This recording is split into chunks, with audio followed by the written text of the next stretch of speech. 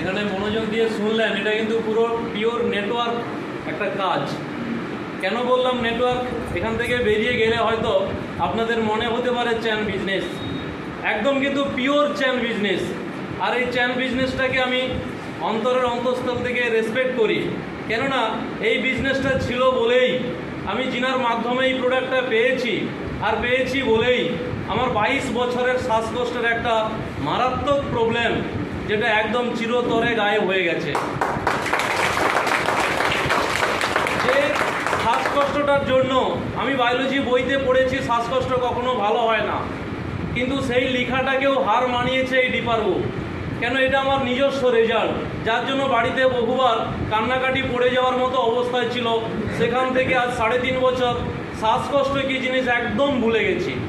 প্রোডাক্টটা মূলত নিয়েছিলাম মায়ের জন্য। মায়ের হাঁটুর প্রবলেম, কোমরের প্রবলেম